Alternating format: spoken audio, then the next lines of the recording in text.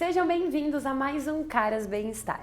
Eu sou a Rita Contarelli, gestora aqui da TV Caras e apresentadora do programa. E hoje eu convidei o Dr. Gustavo Paturi, que é cirurgião do aparelho digestivo, para falar de um assunto super importante, que é a pancreatite. Quer saber mais sobre o assunto? Então vem cá comigo.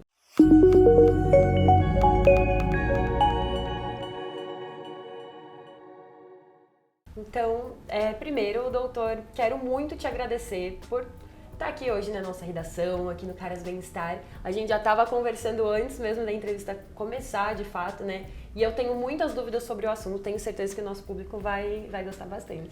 Obrigado a vocês pelo convite e agradecer, e vamos tentar tirar todas as dúvidas possíveis aí. Vamos sim. Então, pra gente começar, eu quero voltar assim, bem do básico, que é entender o que é a pancreatite, que é o nosso assunto principal de hoje, que ainda vai trazer várias vertentes aí pra gente entender, mas o básico, o que é a pancreatite? Tá bom. No básico, a pancreatite é uma inflamação do pâncreas. O pâncreas ele é um órgão que fica mais ou menos ali por trás do estômago, tá? O pâncreas ele tem basicamente duas funções. Ele tem uma função endócrina, ou seja, ele produz hormônio, ele controla basicamente o metabolismo de açúcar, da glicemia, através da insulina e do glucagon. E ele tem uma função exócrina, ou seja, ele produz enzima digestiva para a gente tentar quebrar tudo que a gente come e a gente conseguir absorver. Então, basicamente, toda a proteína que a gente come, o pâncreas ele tem algumas enzimas e aí essa comida se junta com essas enzimas que o pâncreas produz para ser absorvida durante todo o intestino. Tem algumas coisas que fazem com que o pâncreas inflame. Dentre as principais, pedra na vesícula, bebida alcoólica, alguns tipos de remédio, às vezes algumas doenças como hipertrigliceridemia, que é quando você tem quantidade de triglicérides alto. E a grande maioria delas age impedindo que as enzimas do pâncreas saiam e elas começam basicamente a destruir o próprio pâncreas. Isso inflama o pâncreas e dá o que a gente chama de pancreatite aguda. E aí, eu queria comentar especificamente do álcool e também da pedra na vesícula, que para entender um pouco mais. Por exemplo, o álcool, como que funciona? A pessoa tem que ingerir assim muito em excesso ou o organismo dela já tem alguma predisposição para ter pancreatite, para ter algum outro problema de saúde? Como que é normalmente? Então, assim, em relação ao álcool, tem basicamente dois tipos, a pancreatite aguda ou a pancreatite crônica. A pancreatite crônica, você vai ter um consumo de álcool que não precisa ser em grande quantidade, num curto período de tempo, mas que você toma muita bebida alcoólica durante um longo período. Entendi. E isso, durante um bom tempo, cronicamente que a gente fala, isso vai inflamando, fibrosando o pâncreas e ele vai perdendo cada vez mais a função.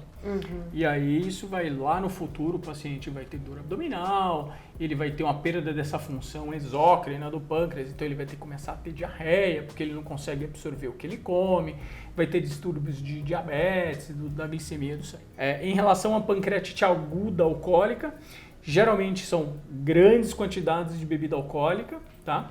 E tem algumas pessoas, às vezes, que têm uma predisposição, tá? Que são um pouco mais sensíveis, que aí não precisa ser grande quantidade. Mas a grande maioria das vezes, a quantidade de álcool tem que ser uma quantidade razoável para justamente dar essa inflamação aguda e aí causar essa pancreatite. Geralmente, principalmente essas pancreatites agudas causadas pelo álcool em grande quantidade, geralmente são pancreatites até um pouco mais graves. E da pedra na vesícula, que aí eu esqueci, a gente demora um pouco mais na pedra na vesícula porque é a principal causa. 75% das causas de pancreatite aguda são causadas por pedra na vesícula. É muita coisa. Tá? Bastante coisa. E a vesícula é um órgãozinho que fica embaixo do fígado, tá? O fígado produz uma coisa que a gente chama de bile, que serve para a gente quebrar a gordura para poder absorver. E você produz mais ou menos 1 litro de bile, 1,5 litro todo dia, e a bile desce por uns canaizinhos que vai até o intestino. A vesícula, ela fica no meio do caminho, tá? E a função da vesícula é ser um reservatório dessa bile. Então, desse 1 litro que você produz no fígado, a vesícula guarda de 30 a 50 mililitros. Toda vez que você come qualquer coisa que tenha gordura, seja fritura ou gordura em si, mas até as gorduras boas como azeite, castanha, abacate, a vesícula contrai e joga esse excesso de bile para o intestino. Entendi. Tem algumas pessoas que têm a vesícula doente, essa vesícula produz pedra. E aí o principal problema é que quando ela contrai, sai essa pedrinha e entope o canalzinho que vai para o intestino e no meio do caminho tem o pâncreas. E aí se entope esse canal que sai do pâncreas, dá a pancreatite aguda. E a gente conversou um pouco sobre a pancreatite crônica e a aguda. As duas, como que ocorre assim, o diagnóstico, os sintomas? As duas são silenciosas? Tem alguma diferença para descobrir mesmo? Porque você tinha comentado, por exemplo, da bebida, que a pessoa vai bebendo certas quantidades em um determinado tempo para crônica e aí vai descobrir depois de um tempão. E a aguda são mais picos. Isso. Assim. A pancreatite crônica ela é uma coisa que demora muito tempo para acontecer. É como se estivesse sobrecarregando por muito tempo até chegar no limite. 20, 30 anos de consumo excessivo de álcool e o órgão vai perdendo a função. Geralmente o paciente às vezes nem tem tanto sintomatologia de dor, desconforto, ele às vezes já começa com quadro de diarreia e depois com picos de dor. Tá? A pancreatite aguda não, é um quadro que a gente chama de agudo, ele é naquela hora. Então, é o paciente que estava sentindo basicamente nada no dia anterior, estava muito bem, acordou, começou com muita dor na barriga, geralmente é uma dor que a gente chama na boca do estômago, no meio da barriga, que irradia para as costas ou para o lado direito. Então, bastante dor, náusea, vômito. Nos quadros, isso é aguda. Então o paciente vai ficando um pouco mais grave, ele começa a ter febre, desidratar, a frequência cardíaca começa a subir, mostrando que já tem um distúrbio metabólico aí. Tá? Então é um quadro bem característico quando a gente vê o paciente no pronto-socorro. Geralmente o paciente com pancreatite aguda é aquele paciente que a gente fala que ele está quieto no canto, na maca lá sentadinho, porque ele está numa posição para ninguém encostar nele, ele está paradinho para justamente não sentir dor, que basicamente tudo que ele faz, ele tem dor. Se ele come, ele tem muita dor, se ele caminha, ele tem dor. A gente fala que, por exemplo, o paciente está andando de carro, ele fala, quando eu estava vindo no hospital, o balançar do carro já sentia muita dor. Então o paciente que chega queixando de bastante dor, náusea, vômito, distensão abdominal, às vezes um pouco de diarreia, febre, taquicardia.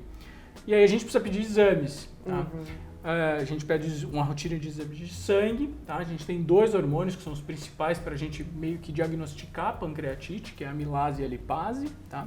Que eles sobem bastante na pancreatite, chegam a 2, 3 mil, o valor geralmente é de 100. Caramba, nossa, é muita Bastante. mudança. E uma tomografia de abdômen. A tomografia é um dos principais exames para a gente fazer para diagnosticar a pancreatite. E é muito importante porque assim que o paciente ele chega no pronto-socorro, a gente precisa fazer uma classificação, que a gente chama de classificação de Ransom, que é justamente que a gente faz uma pontuação para definir meio que o estágio de pancreatite que ele está, o grau. E essa classificação é só para pancreatite ou é para outras? Para pancreatite, que é justamente para a gente ter uma ideia de como vai ser a evolução dele. Porque a pancreatite aguda a gente divide basicamente em duas, em pancreatite leve e pancreatite grave. Como a gente até estava falando antes, Sim. a pancreatite leve já é um quadro que em si ele Já é é grave. grave. Por quê? O paciente ele é internado em UTI, geralmente ele fica de 2 a 3 dias internado em UTI. O tratamento é jejum absoluto, porque tudo que a gente come produz enzima. Se produz mais enzima, o pâncreas inflama mais. Então, quanto mais a gente deixa o paciente em jejum, só com hidratação, suporte, antibiótico se tem infecção, tá? Isso na pancreatite aguda leve. Geralmente 2 a 3 dias depois a gente repete toda a rotina de exame de sangue para ver se ele está evoluindo para a forma grave da pancreatite, que aí é uma forma que é bem ruim. E normalmente se o paciente já está ali internado, já está na UTI, ele evolui mesmo assim? Então, a grande maioria dos pacientes, graças a Deus, não. Não, Tá. graças a Deus. Porque a pancreatite grave, ela é um quadro gravíssimo, índice de óbito de 20 a 30% dos casos, tá? Esses casos em que o paciente não tem um óbito, porque às vezes quando evolui para forma grave, evolui de uma forma muito abrupta, então o paciente às vezes evolui para óbito em 72 horas, Caramba. 3, 4 dias, tá?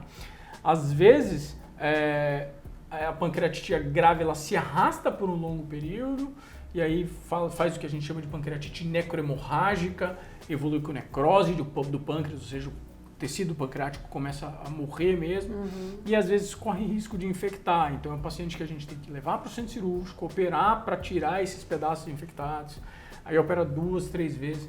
Caramba. É um quadro bem complicado, é um quadro muito feio. E normalmente, assim, em um quadro desses, a pessoa pode sobreviver, pode passar por várias cirurgias e fica bem. Sim, a grande maioria das pancreatites leves, o paciente evolui de uma forma muito boa. Então, Mas assim, a grave.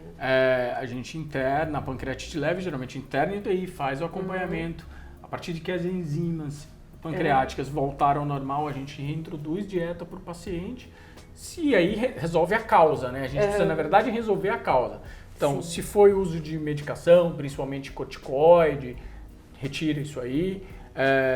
Se foi bebida alcoólica, já tem medicação para tentar justamente competir.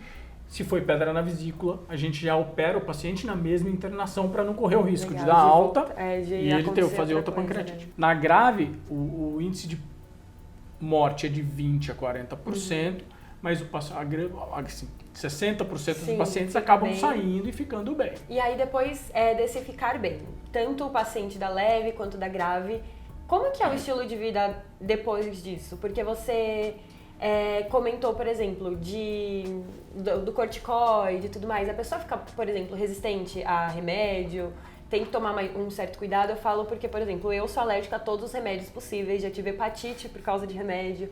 Então eu morro de medo de tomar qualquer remédio. E corticoide é um remédio, né? São medicamentos fortes Em relação a por exemplo, o paciente teve uma pancreatite medicamentosa. Pode acontecer também, né? Então, pode acontecer também. Então é aquela história. Ao mesmo medo que você tem que você teve a hepatite, pode acontecer. É basicamente a mesma coisa com a pancreatite. Então, aquele paciente que ele sempre vai ter um pouco mais de relutância no uso de alguns certos tipos de medicações. E aí ele precisa justamente passar sempre essa informação para qualquer médico. Até porque a gente sabe que prescrição médica, a gente se autoprescreve muito no Brasil, mas principalmente em pronto-socorro, geralmente usam bastante anti-inflamatório, corticoide, e às vezes você precisa ter um pouco mais de cuidado. Você tem sempre que chegar com o seu histórico, porque o médico não faz um acompanhamento. Já tive uma pancreatite por corticoide, então precisa abrir bem o olho. Tá. E em relação à dieta, tem que mudar a alimentação por completo? Porque, por exemplo, o álcool nós sabemos que não faz bem para ninguém, independente de ter ou não qualquer questão da saúde. Então, o certo já seria tirar de vez. Sim. E a alimentação? Principalmente esses pacientes que têm pancreatite, tiveram um quadro de pancreatite, principalmente por álcool, eles são justamente orientados a não consumir álcool. Tá? Em relação à dieta, aí a gente tem que pensar em dois quadros. Entendi. Se o paciente teve uma pancreatite leve, e por exemplo, teve uma pancreatite leve por uso de álcool ou uma pancreatite leve por medicamentosa, depois de 30, 40 dias, função pancreática, tudo normal, ele não tem problema. Ele pode ter uma dieta, claro, não abusar, mas pode comer gordura, pode comer fritura, não tem problema. Pode voltar à vida normal. A vida normal. Os pacientes que fazem cirurgia de vesícula, então, que tiveram pancreatite biliar, eles operaram a vesícula, eu geralmente peço para os meus pacientes evitarem gordura por 30 dias, porque às vezes podem ter diarreia quando comem gordura. Da mesma forma, os pacientes que têm pancreatite crônica.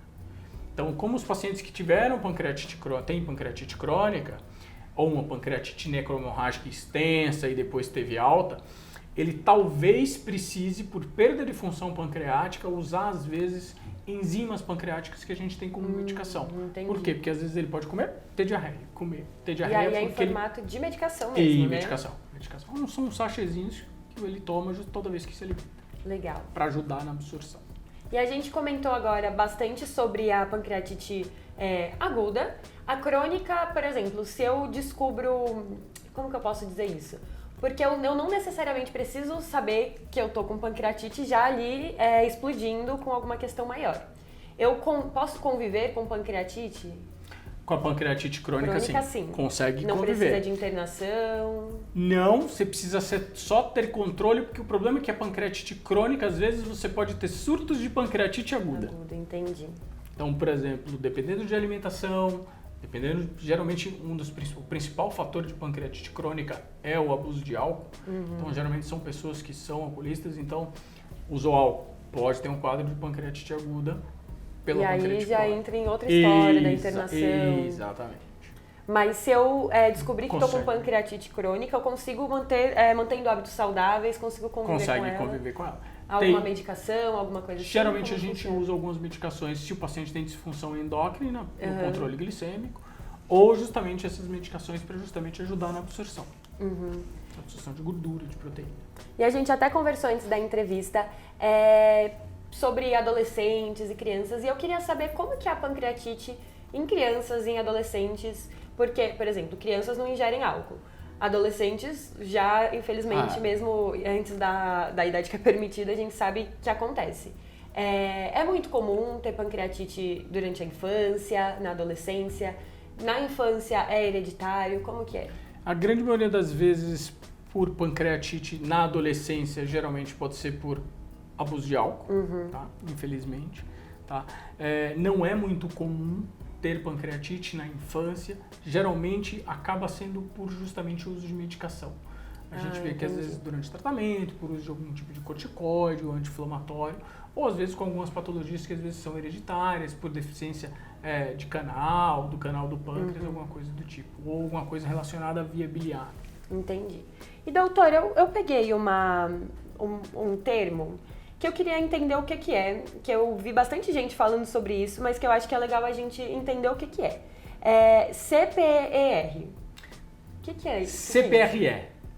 A gente chama de colangiopancreatografia retrógrada endoscópica. É um Muito nome bem fácil. difícil. Na verdade é o seguinte, lembra quando eu te falei da pedrinha, que a principal causa de pancreatite é a pedra na vesícula. Então a gente tem que pensar que você tem o fígado, aí você tem os canaizinhos que saem do fígado e vai até um canal importante que a gente chama de colédoco, que ele vai até o intestino. No finalzinho do colédoco você tem o canal principal do pâncreas, que ele sai. Tá? E no meio do caminho você tem a vesícula aqui em cima. Então digamos que saiu uma pedrinha da vesícula, veio descendo e entupiu esse canal bem perto da saída do intestino e entupiu o canal do pâncreas. Você fez uma pancreatite aguda. Uma das formas da gente te tirar da pancreatite aguda é desobstruir esse canal. Então o que a gente faz? A gente faz uma endoscopia, você entra pelo esôfago, vai até o estômago, e aí o médico vai lá, entra por esse canalzinho e tira essa pedrinha. Entendi. Isso é CPRE. Ah, tá. Então é uma colangiopancreatografia retrógrada endoscópica. E ele tira essa pedrinha e ele resolve o problema ali na hora. Mas precisa tirar a vesícula. Tá. Não adianta só tapar Não o buraco, adianta só precisa, fazer a CPRE. O grande problema é que a própria CPRE ela pode dar uma pancreatite. Meu Deus! Porque o que acontece? Quando ele faz a CPRE e ele tira esse cálculo, ele geralmente injeta um contraste para justamente ver como é que está toda a via biliar, se tem alguma outra pedrinha, alguma coisa. E às vezes isso pode dar. Tá? Caramba. Às vezes não. Eu uso de rotina na minha cirurgia de vesícula, toda vez que a gente tira a vesícula, eu faço um examezinho, só que eu faço, em vez de por endoscopia, no canalzinho da vesícula, eu faço uma colangiografia. Eu passo um catéterzinho, injeto um contraste para ver como que está toda essa via biliar do paciente, como que está também em relação ao pâncreas.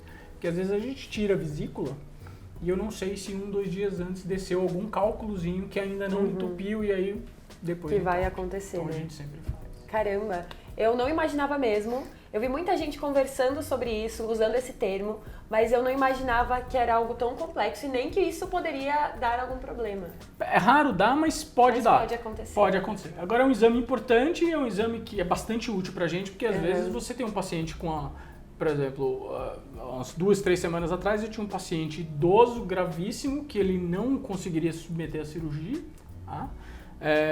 Mas eu precisava tirar um cálculozinho que estava nesse colédoco. Então, em vez de fazer a cirurgia agora, eu tiro essa pedrinha e programo essa cirurgia para depois. Entendi. É muito, muito legal até, porque na verdade muitos pacientes não podem... você é suspeito para falar, né? Muitos pacientes não podem se submeter a algo tão invasivo assim, né? Por exemplo, um idoso. Porque às vezes o paciente tem ele tá, do ponto de vista clínico, ele tá tão complicado, ele tá tão desestabilizado que se a gente colocar ele numa mesa de cirurgia para operar, o risco da cirurgia acaba sendo maior. Então a gente não opera e faz só essa endoscopia. E doutor, eu separei alguns mitos e verdades que eu peguei na internet, coisas que eu vi que o público estava perguntando muito, pra gente conversar um pouco. A primeira de todas é a pancreatite aguda pode ocorrer dentro de horas ou até 2 dias depois de consumir álcool. Verdade, pode sim. Pode ser logo nessa fase que a gente fala super aguda, que o paciente foi para uma balada, passou a noite inteira bebendo e 7 horas da manhã ele já acorda com muita dor. Pode ser sim, geralmente pode ser até 48 horas depois. A doença acomete mais mulheres, que era até o que a gente comentou antes. Um dos principais problemas é porque a principal causa de pancreatite é pedra na vesícula. E as mulheres são muito mais acometidas. Isso daí, eu vi muitas pessoas falando sobre isso, mas eu acho que é legal a gente pontuar também que pancreatite é a mesma coisa que câncer de pâncreas. Não. O câncer de pâncreas pode dar uma pancreatite. Entendi. O câncer, na verdade, ele vai ocupando o espaço do pâncreas. A grande maioria das vezes, o que a gente vê? Todo mundo, quando pensa em câncer de pâncreas, você vê aquele paciente amarelão, consumido, porque o pâncreas, ele na cabeça do pâncreas é por onde passam justamente esse canalzinho que vem lá do fígado. E o que acontece? O câncer ele vai ocupando espaço. Chega um momento que ele obstrui esse canalzinho, a bile funciona como se fosse uma pedra. Ele entope e a bile continua lá no fígado. A bilirrubina, que é um pigmento que a gente tem, que fica amarelão, como quem tem hepatite. Tá? Então, são duas coisas completamente diferentes. Pancreatite é um quadro grave, mas agudo. O câncer de pâncreas é um dos piores cânceres que tem, porque é muito difícil da gente diagnosticar ele na fase inicial. Né? Por quê? Justamente porque ele dá muito pouco sintoma. Tá? De dispepsia, queimação, que às vezes o paciente acha que é só alguma gastrite, alguma coisa do tipo, e às vezes a gente não consegue ver num exame tão simples. Então, por exemplo, numa tomografia, que é um dos melhores exames para a gente ver pâncreas, às vezes você tem um câncer muito pequeno que a tomografia não vê. Que passa e a pessoa não consegue um diagnóstico. E aí só vai apresentar sintoma quando esse câncer ele geralmente está mais avançado, quando ele já é um câncer maior. E a cabeça do pâncreas, que é por onde passa esse canalzinho, passa por ali também diversos vasos muito importantes, tá? Veia mesentérica, artéria mesentérica, veia cava, passa tudo por ali. E aí, qualquer 3, 4 centímetros ali já é uma catástrofe. Então, por isso que o câncer de pâncreas ele é tão agressivo. Que aquela regiãozinha que ele tem ali tem muita coisa importante. Então, se cresce, é um câncer complicado. Caramba, eu também... não imaginava que... Eu sabia que era um dos mais graves, mas eu não imaginava que essa relação era tão assim... Tão íntima, né? Sim. A próxima é...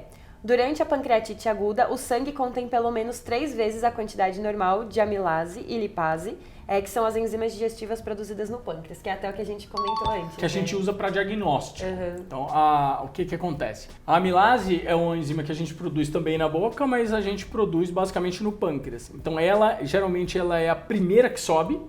Então, tanto que a gente pede as duas, mas às vezes você pode ter uma pancreatite e sua lipase, que é uma enzima bem específica do pâncreas, ainda está normal. Por isso que a gente sempre pede pelas duas. Geralmente os valores sobem bastante, vai para 1.000, 1.200, 3.000. Aí geralmente a amilase cai muito rápido e a lipase demora um pouco mais para cair. A gente geralmente só reintroduz dieta, porque assim, o paciente fica em jejum até a amilase normalizar. Caramba. Então assim, tem pacientes que às vezes ficam aí 5, 7 dias Caramba. com a amilase caindo e ficam porque já às vezes o paciente está muito bem, está na UTI, em observação, já foi para o quarto, mas a amilase está um pouco alta ainda e a gente vai segurando, mantendo em jejum. Aí o paciente fica brigando, querendo comer. É difícil explicar para o paciente entender, porque fome é difícil, né? E só a pancreatite que pode deixar essas enzimas tão altas assim, ou outras doenças também podem levantar essa... Não, lembra que eu te falei que a gente produz também amilase aqui. Então, por exemplo, quando você tem cachumba, também, a amilase sobe também, tá? Às vezes, quando você tem quadro só de pedra na vesícula, e aí você não faz pancreatite, mas às vezes pode levar as enzimas hepáticas e as enzimas pancreáticas também. Câncer de pâncreas também pode levar. E a última, que eu achei muito engraçado, até eu tive essa dúvida, né, depois que eu vi tantas pessoas perguntando, que é quem está com pancreatite não pode comer nem banana e nem pão. Pancreatite aguda, na verdade com pancreatite aguda a gente deixa o paciente basicamente em jejum absoluto. Pancreatite aguda, o principal tratamento é jejum. Não come nada. Banana tem gordura, então assim, abacate, azeite, castanha, são coisas que o paciente que tem pancreatite crônica, a gente geralmente Já tira, deixa às vezes muito pouco se o paciente...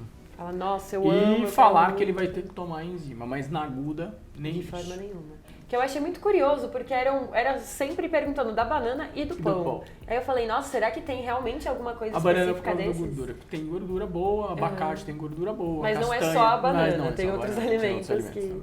Entendi. Ah, tem mais uma também que eu peguei aqui, mas a sobrevida geral é de aproximadamente 70% em 10 anos e 45% em 20 anos. Isso é da pancreatite crônica. Da crônica. Da crônica. Entendi. Mas é real isso. É real. Eu vi isso e aí eu falei assim, nossa, mas será que é algo que as pessoas... Porque muitas pessoas perguntando sobre isso também. Isso é o problema da pancreatite crônica é, além de todo o problema endocrinológico que ele pode ter, da desabsorção que o paciente tem, dessas crises que às vezes ele tem, pode também evoluir para câncer de pâncreas. Que é o que a gente tinha comentado antes, Então, esse é o problema. Então, não é só a pancreatite. Exatamente, não é só a pancreatite. Doutor, eu quero muito te agradecer. É o que eu tinha comentado antes e que eu vou reforçar agora, que esse assunto eu achei que foi extremamente esclarecedor, porque nós pensamos em tantos problemas de saúde, nós esquecemos da saúde do nosso pâncreas. E pra mim foi extremamente esclarecedor, imagino que pro pessoal de casa também, então muito obrigada. Nada, obrigado a vocês, espero ter tirado todas as dúvidas. E às vezes a gente vê o pessoal só falando de pâncreas pensando em câncer. Exatamente. É isso além. E a gente esquece justamente da pancreatite, mas foi ótimo, obrigado. Obrigada. Pessoal, a gente vai ficando por aqui, mas continuem nos acompanhando, deixem o like, compartilhem com os amigos e até a próxima.